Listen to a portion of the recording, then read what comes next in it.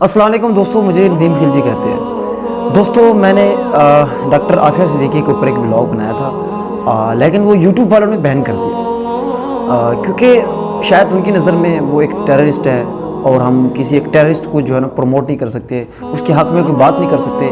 تو خیر دوستو، ہم بھی کرتے رہیں گے کسی نہ کسی انداز سے، کسی نہ کسی پلیٹ فارم سے اپنی بات کو ہم آگے پہنچاتے رہیں گے۔ تو دوستو بات یہ ہے، جو سینیٹر مشتاق احمد جو ہے، وہ جو ڈاکٹر عافیہ کی جو بہن ہے، وہ ان کے ساتھ امریکہ گئے ہوئے ہیں، اور جب وہ ڈاکٹر مشتاق احمد جو ہے جب ان سے ملے، سینیٹر مشتاق احمد جب ڈاکٹر عافیہ سے ملے، کہتا ہے بس نہ پوچھے، کہتا میری طبیعت بڑی خراب ہو گئی اور مجھ سے رہا نہیں گیا، مجھ سے بولا نہیں گیا، مجھ سے بات نہیں کی گئی، تو بعد میں کریں گے۔ تو خیر دوستو، انہوں نے ایک جملہ کہا، ڈاکٹر عافیہ نے ایک جملہ کہا۔ وہ جملہ کیا تھا؟ کہتا مجھے اس جہنم سے نکالو۔ کتنی سوچنے کی بات ہے، کتنی بڑی سوچنے کی بات ہے، کتنی بڑی آزمائش کی بات ہے۔ دوستو یاد رکھیے گا، یہ جو آزمائش جو ہے نا، صرف ڈاکٹر عافیہ کی نہیں ہے، حقیقت میں ڈاکٹر عافیہ کی آزمائش نہیں ہے، حقیقت میں انفیکٹ یہ ہم سب کی آزمائش ہے، ہم سب مسلمانوں کی آزمائش ہے۔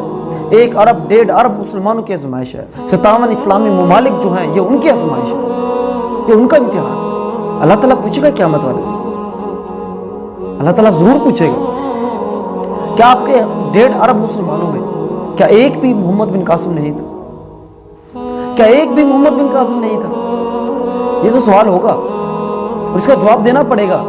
وہ تو عمر ہو گئی، دیکھیں اس نے اپنی زندگی کے 20 سال گزارے ہیں۔ دوستو یہ کوئی ایک دن کی کہانی نہیں ہے، کوئی 1 مہینہ رہی ہو، 1 سال رہے، 2 سال، 20 سال، اپنی زندگی کے 20 سال یار۔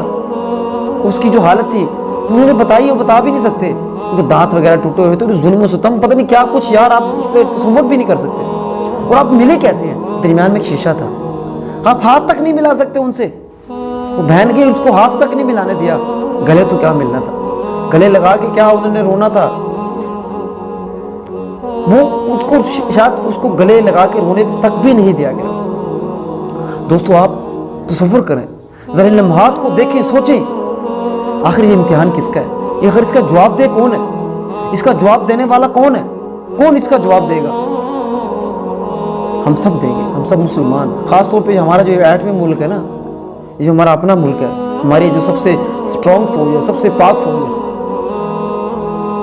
وہ شاید کسی اور کام میں لگی ہوئی ہے، حالانکہ جو کام تھا، اصل کام تو یہی تھا، اصل یہ کام تھا ان کا۔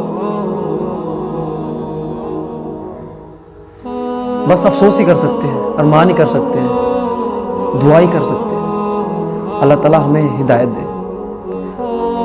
وہ تو پاس ہو گیا اپنے امتحان، لیکن اب ہم اپنی خیر بنائیں۔